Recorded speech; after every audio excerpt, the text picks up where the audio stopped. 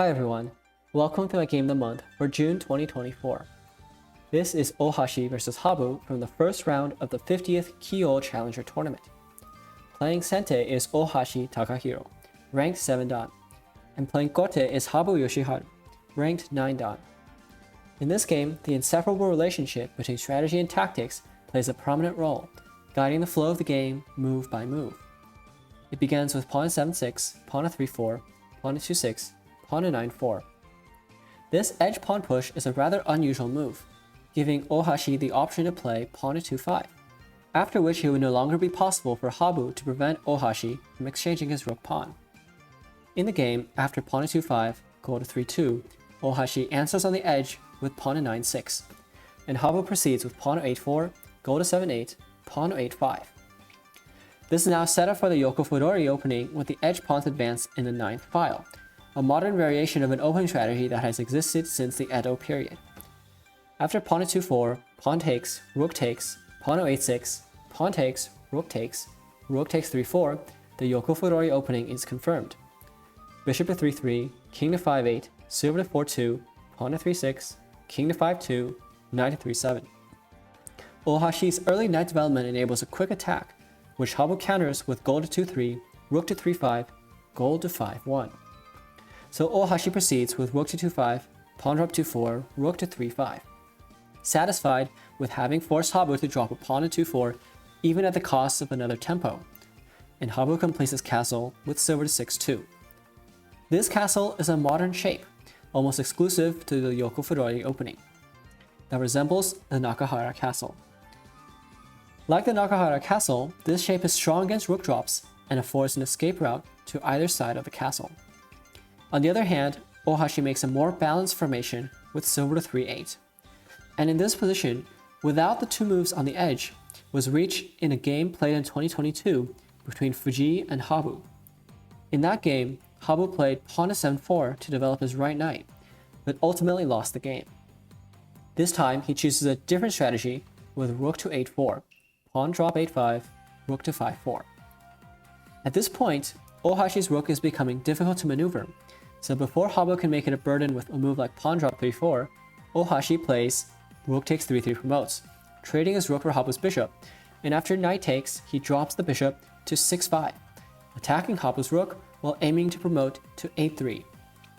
If Habu denies the horse promotion with pawn 7-4, then after bishop takes 5-4, pawn takes, rook drop 2-1, Ōhashi can initiate an attack with this rook drop, relying on his balanced formation to keep Habu's major pieces at bay. This would be an ideal outcome for Ōhashi. On the other hand, Habu's rook has few viable options. If the rook escapes 3-4, then Ōhashi could play bishop to 5-6, hitting the rook against the gold. Therefore, Habu saves his rook to 6-4, and Ōhashi promotes his bishop to 8-3. Although Habu has a rook in hand, he doesn't have any good drops due to Ōhashi's formation, particularly the 3-8 silver and the 4-9 gold, which is a strong defensive shape against rook attacks. In the game, Habu proceeds with pawn to 2-5, and Ōhashi responds by centralizing his major pieces with horse to 5-6, gold to 2-2, bishop to 6-6, improving their formation while aiming for pawn to 8-4 and then pawn to 8-3 promotes. Habu plays pawn to 2-6, forcing Ōhashi to defend against the threat of pawn to 2-7 promotes by dropping a pawn to 2-8. But Habu still needs to do something to counter Ōhashi's slow but straightforward plan of advancing his pawn on the 8th file. In this position, if the edge pawns on the first file had been advanced, then Habu could make an edge attack with pawn to 1-5, pawn takes, pawn drop 1-8, lance takes, rook drop 1-9, and this edge attack would be effective in creating a space for Habu to use his rook. In the game position, an edge attack on the first file isn't possible, so instead, taking advantage of his deliberate move in the opening, Habu makes a move on the other edge of the board with pawn to 9-5. But Ōhashi calmly recaptures, and thanks to the influence of his bishop, Habu can't make the same kind of attack on the edge. Instead, he proceeds with pawn drop 3-5. If Ōhashi defends with horse to 4-6, then Habu could attack with rook takes 6-6, pawn takes, lance takes 9-5, lance takes, bishop drop 9-8, and here Habu would have the advantage thanks to the speed of his attack. So instead, Ōhashi captures the pawn, and Habu responds with Lance takes 9-5, Lance takes, Pawn drop 3-6, Knight to 4-5, Pawn to 3-7 promotes, Silver takes, Rook drop 2-9. Although Habu has sacrificed a lance and used his last pawn in hand, he has finally managed to drop his rook inside Ōhashi's camp. Nevertheless, Habu's attack won't go very far with one rook by itself. At the moment, I think Ōhashi has several options, including lance drop 3-4, lance drop 3-9, or the move he plays in the game, which is knight takes 3-3 promotes, and after gold takes, he drops his lance to 3-4. If the gold escapes, Ōhashi can promote his lance to 3-2, so Habu is forced to abandon his gold. Gold takes, pawn takes. If Habu now counterattacks with lance drop 3-5, silver to 4-8, rook takes 6-6, horse takes, lance to 3 promotes, then Ōhashi can defend with gold drop 3-9, promoted lance takes, gold takes, rook takes 1-9 promotes, pawn to 3-3 promotes, and Ōhashi's attack appears to be faster. So in the game, Habu plays knight drop 4-4, blocking Ōhashi's bishop while simultaneously attacking his horse. In this position, Ōhashi's horse could escape to 4-5, and by threatening to trap Habu's rook with horse to 1-8, this move would force Habu to play rook takes 1-9 promotes. Now Ōhashi could consider attack such as gold drop 3-2, aiming for pawn to 3-3 promotes. I think that this position would be favorable for Ōhashi because his attack appears to be stronger. In the game, Ōhashi escapes to 4-6.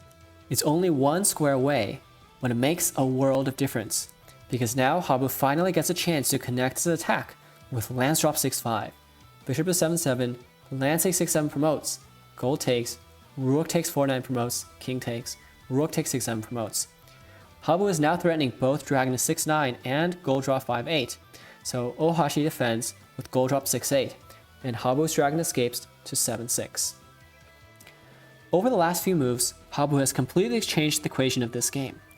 He has exchanged a rook and a lance for two valuable gold generals, and Ōhashi's king is now in a much more vulnerable position. Habu is aiming for pawn drop 3-6, but Ōhashi could play knight drop 5-6, knight takes, horse takes, knight drop 4-4, horse to 6-7, repositioning his horse into a stronger defensive position. In the game, Ōhashi goes on the attack with pawn to 3-3 promotes, silver takes, pawn drop 6-4, allowing Habu to play pawn drop 3-6, and the fierce mutual attack continues with pawn takes 6-3 promotes, silver takes, pawn drop 6-4, silver takes, and Ōhashi does not capture the silver. If he does, then Habu might play pawn takes 3-7 promotes, horse takes, silver drop 3-6, horse to 4-8, gold drop 3-7. And although this endgame is far from over, Ōhashi might have thought that he would be at a disadvantage in this position. In the game, Ōhashi decides to save his silver to 4-8. But now Habu's attack gains speed as he takes out Ōhashi's best piece in the board, which is his horse, with dragon takes 4-6, pawn takes, pawn to 3-7 promotes, silver takes, gold draw 4-7, leaving Ōhashi's king in critical danger. If Ōhashi defends with pawn drop 3-8, then Habu could close in with knight to 3-6, king to 5-9, bishop drop 6-7, leaving no escape for Ōhashi's king. So in this position, Ōhashi plays a tricky move, knight drop 7-6. At a glance, it might be tempting to play bishop drop 6-7, gold takes, gold drop 5-8, king to 3-9, gold takes 3-7, making a brinkmate on Ōhashi's king. But I think that this would be a losing variation.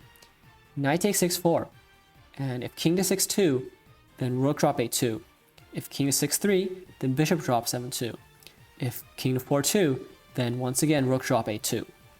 So the only remaining option would be king to 4-1, and after rook drop 2-1, if pawn drop 3-1, then I think bishop drop 5-2 would eventually lead to checkmate. Well, I think it would take me another video just to explain this, so I won't go into the details here, but please feel free to try to solve it on your own. Alternatively, after silver drop 3-1, bishop drop 6-3, king to 3-2, there would be a threat mate removing threat mate, with rook takes 2-6 promotes, so I think Ōhashi would win the game.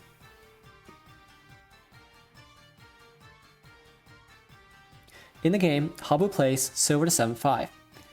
Although the silver appears to be moving away from the king, this square is a deceptively strong defensive position. In the game, Ōhashi continues attacking with rook drop a2, pawn drop 6-2, rook takes a1 promotes. But this is not a threat mate, so Habu plays gold takes 3-7, making a threat mate on Ōhashi's king. If he tries to run with king to 5-9, then Habu could cut off the escape route with bishop drop 3-6, knight drop 6-4, king to 6-3, lance drop 5-8, silver takes 7-6, making a threat mate with either gold drop 4-8 or knight drop 4-7, and Ōhashi's king would have nowhere to run.